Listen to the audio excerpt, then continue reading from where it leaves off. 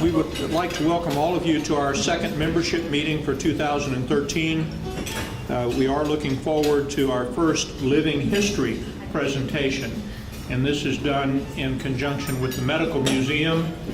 Dr. Elizabeth Mancy and Dr. Charles Rodning have put this program together, and I owe a debt of gratitude for them stepping in and doing this, and I think all of you will agree once you see the program tonight that well worth your coming out.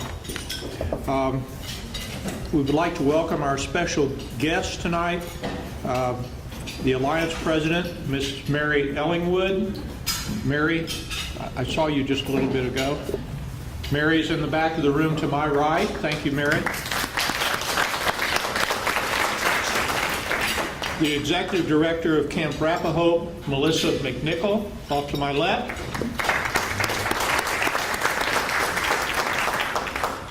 And we appreciate both of you ladies very much for what you've done, both in the Alliance and in Camp Rappahope. We continue to be quite successful in both endeavors. Our circle of friends are represented tonight here, and I'm not going to call out everyone's name due to the tight time frame, but I'm going to announce your organization. If you'll please stand as a group. Iberia Bank. Thank you. And ProAssurance.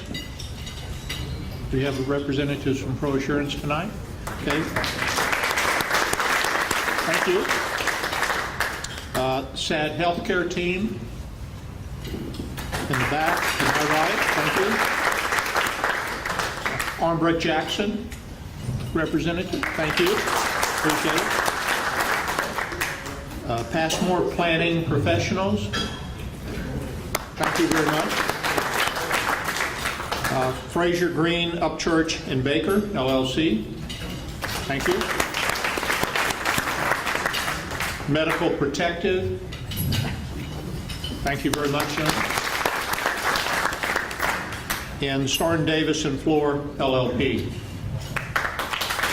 Thank you.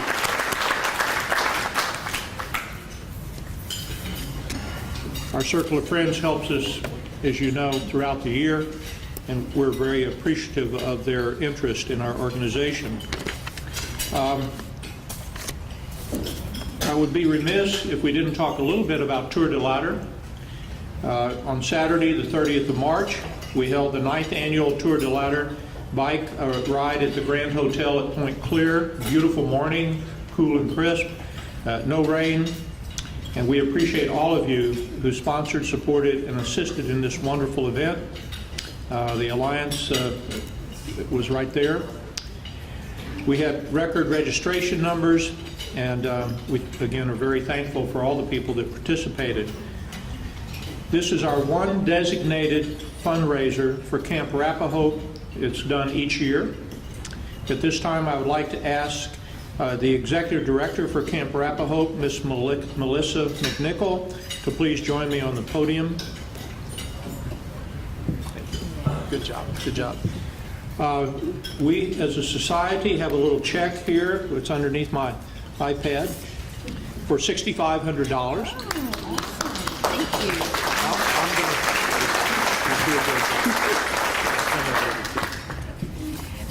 I get very, very excited when I get the opportunity to speak to anybody about Camp Rappahope. The beauty is, most of you know who we are and what we do. You established us in 1985, and we've been having camp since 1986. Our first camp week was in '86. This year, we expect a record number of over 80 children to be registered for Camp Week. So we're very excited about what you do for us. I will always ask that you continue to support us, and I'm very grateful that you do. But I thought of something today that I think has kind of, I've missed all these years, is not every physician that supports camp is a pediatric oncologist or a radiologist or a pathologist. But the physicians that take care of these children's siblings and take care of these children's parents and grandparents who have to be healthy to take care of a sick child, to take care of a child with cancer, are just as important as the physicians who are taking care of these children. So on behalf of the whole family, thank you for what you're doing to support these children, not just financially and not just helping their health, but helping the health of their whole family. Because it takes everybody to help these children, not just the physicians, not just their families, but also an opportunity to play. And that's what you give them when you give them Camp Rapid Hope. So thank you across the board for what you do for Camp Rapid Hope and our families. And thank you for the dollars. Thanks so much.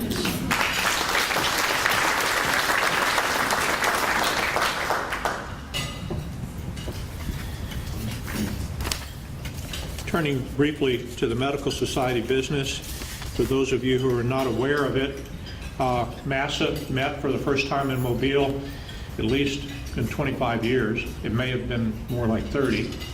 And they met at the Renaissance downtown, the old Stouffer's Hotel, been remodeled. The Mitchell Cancer Institute and the Medical Museum hosted a dinner for the executive leadership, some of the counselors, some of the guest speakers at the Mitchell Cancer Institute the night before the proceedings. And we heard nothing but positive comments about Mobile. The Medical Museum tour had to be canceled that night as we had tremendous rain, but Elizabeth Mancy and others on the staff had open house during the weekend, so many of the folks at the meetings were able to go through and see what we have. For those of you who are not aware of the Medical Museum, which is probably very few of you, we have one of the few museums dedicated to medical care in the entire region. And some of the ideas that Dr. Rodney, Dr. Mancy, and the board members have, don't want to steal their thunder, but they're thinking about using the internet and actually acquiring more in the way of donations of memorabilia. So this is something that you'll hear more about. The theme of this year's MASA was about outreach. That many of our members in MASA are supporters of Christian outreach in other countries. And so the talks on Friday really showed what we do as a medical society and as a profession in terms of helping others in need. And for more information, I would refer you to MASA. But it was a great Friday. Saturday we had our voting, and again, for those that were not present, Dr. Ron Franks, the Vice President of Clinical Affairs for the University of South Alabama, is now the President-elect. He was nominated and voted into office. So next year, he'll be doing that position, and then the following year be President. We have members here tonight that you've heard speak before. Unfortunately, we don't have a lot of time to hit the high points, but I would refer you to MASA's Rotunda, and it'll be coming out again after the 20th of May, and it will tell you about all the bills that have been passed and those bills that were, for lack of a better term, canceled or put into committee and never made it out of committee that would have been harmful to medicine. So MASA has again played a lead role in protecting patients as well as the physicians and hospitals. It was my distinct pleasure Friday night to be invited as president of your society to attend the gowning, I guess is the appropriate term, hooding is another term, of the medical student graduating class at the University of South Alabama. Extremely impressive ceremony. It was a great honor to present to them 2 scholarships. We have Sonia Iqbal Savani and Savannah Irene Watts, neither of whom are here. As you'd imagine, Friday was last day and Saturday, so they are other places, I guess, tonight. Unless you snuck in and I'm not aware of it. And if you are here, I'd love to have you stand up and let us acknowledge you. About, I would guess, 60% of the medical school class of 2013 stood up when they asked about scholarships. very bright class, and they had scholarship help at some point during their 4 years. I think that's a real positive for Mobile. And a number of them are staying in Mobile for family practice, pediatrics, and internal medicine, as well as surgery. We are also getting back to MASA. You'll see on this screen we're rotating images, but one is a call for volunteers. I know there are a number of committees, appointments for MASA. This is what the form looks like. It's out front. There are two that they're in desperate need of committee members. These are appointed to the board of Medicaid. It has to do with Pharmacy and Therapeutics Committee and the Drug Utilization Review Committee. They're not glamorous committees, but they really play an important role for many of our physicians in this room. So if anybody has a desire to do that, I volunteered for one of those two committees, but they said they don't need a radiation doctor to help them with that. But they will take you if you really wish to do that. And again, I would refer you back to the Rotunda, which will be the latest update. That completes the Medical Society business for this evening. We're going to move into the program. We have guests tonight, and I'm going to turn the rest of the program over to Dr. Charles Rodney and his sidekick, Elizabeth Mancy. Well, it's about time.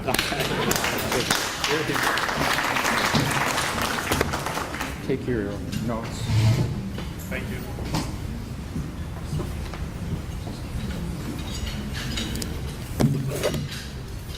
Good evening, ladies and gentlemen.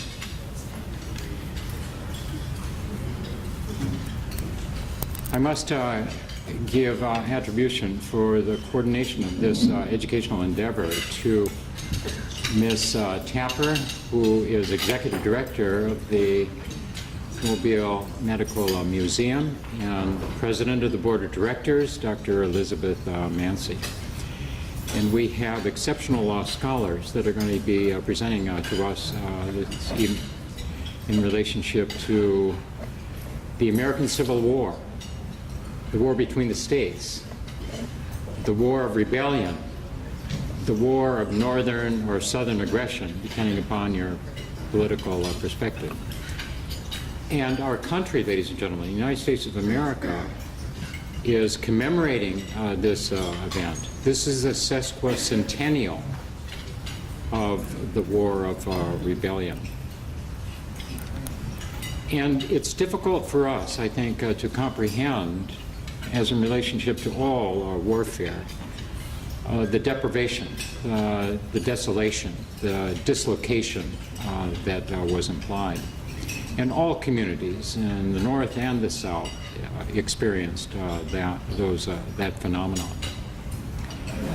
And the counties of Mobile and Baldwin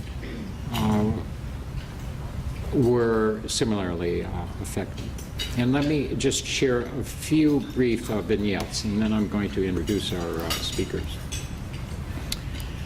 Well, the Battle of Mobile Bay, August 1864. Union Rear Admiral David Farragut and Confederate Admiral Thomas Buchanan confronted each other in Mobile Bay, a decisive battle. And Admiral Buchanan was the commander of the ironclad, the CSS Tennessee. The Union forces thereafter occupied Fort Morgan, Fort Gaines, and the community of Mobile.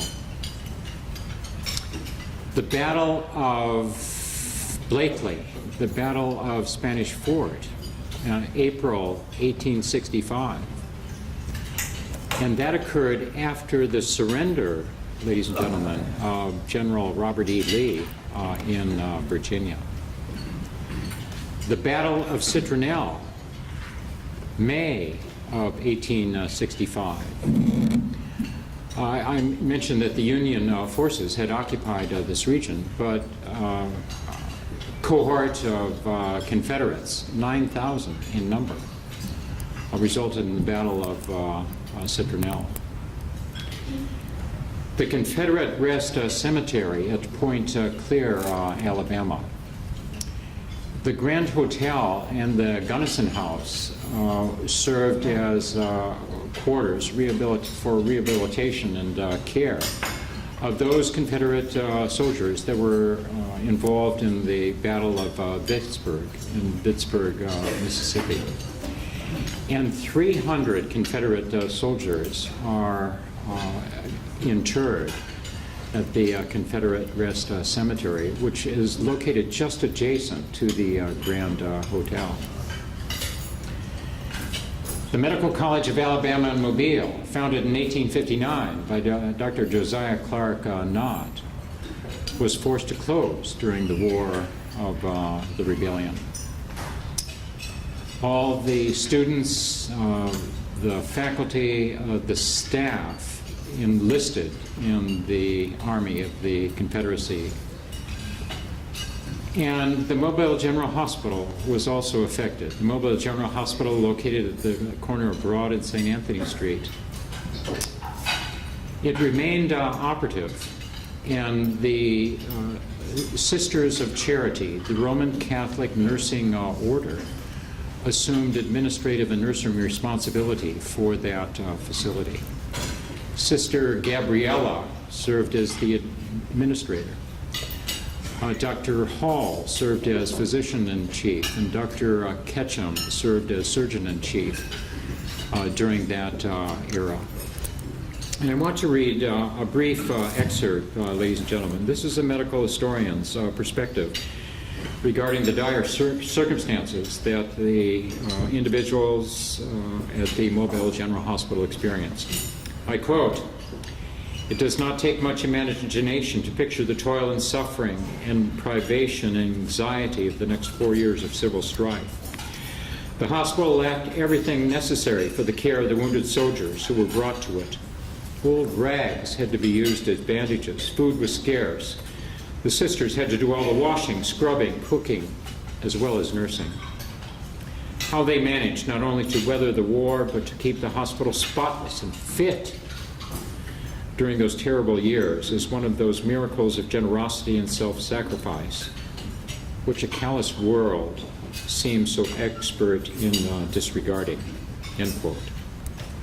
I think it is most apropos, ladies and gentlemen, that we commemorate the sesquicentennial of the war between the states. And the scholars that we've assembled this afternoon to give a perspective, a physical perspective, an emotional, a spiritual, a psychological perspective, I think will be very enlightening to you.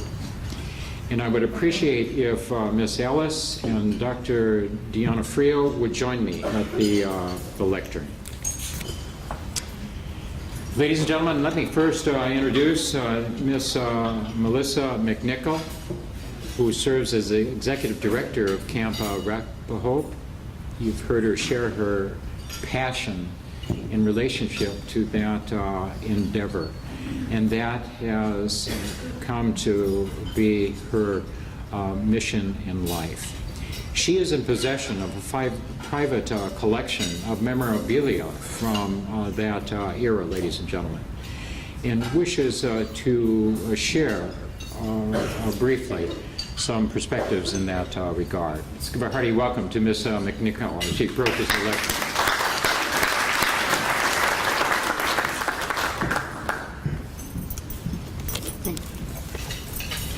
I am not a professional Civil War professional.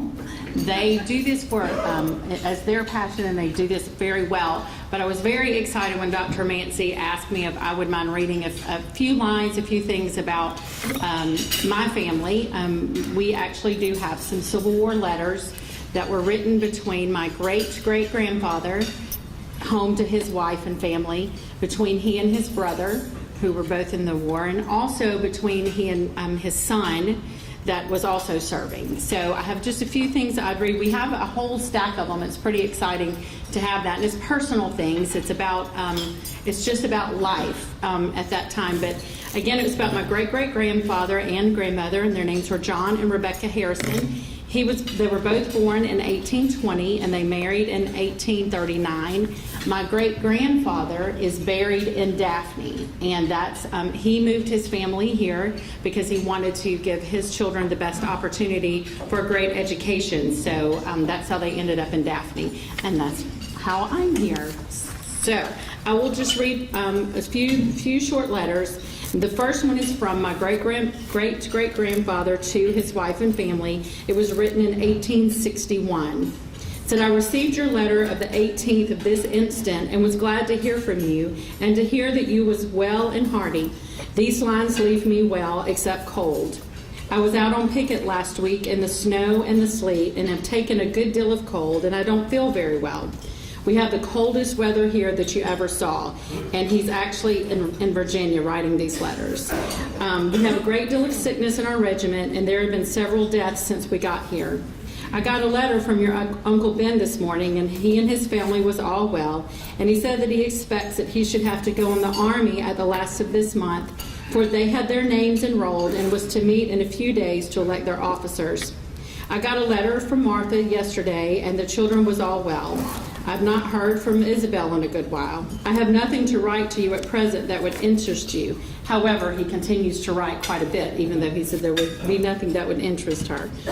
Times here is very, very hard, and our rations are very, very short. We get enough of meal and flour and 1/4 pound of bacon to the man per day, and some rice, and about enough of sugar and coffee to make a mess once a day. We do very well only when we are on a march, and then our meat ain't enough.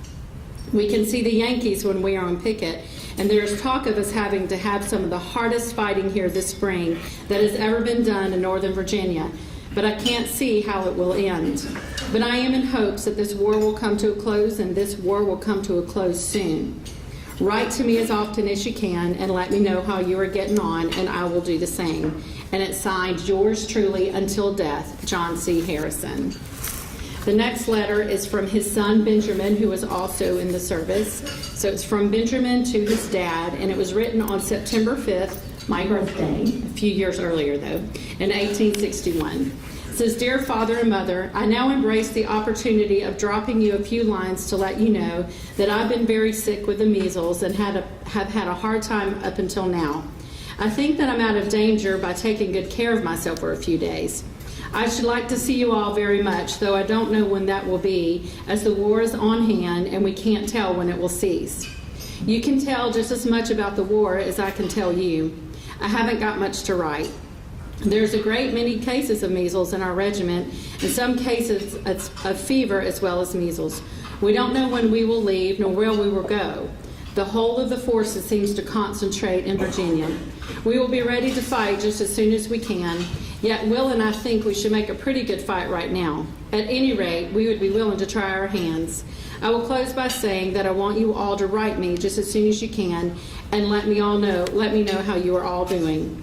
Nothing more, but still remain your affectionate son until death. Every single letter that we have in our possession is signed yours until death, which just tells you how serious and how sad and uncertain the times were.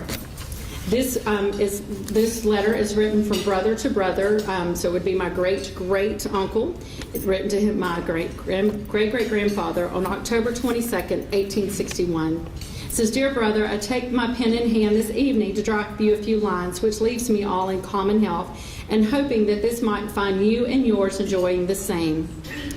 The war has torn up matters so that we can't get everything we want, and if it should continue 4 or 5 years, I wouldn't be surprised if we didn't have to do on mighty little. Yours until death, Ben Harrison. And then here's another letter from my great-grandfather to his son, written on May 26, 1862. I seat myself this evening to write you a few lines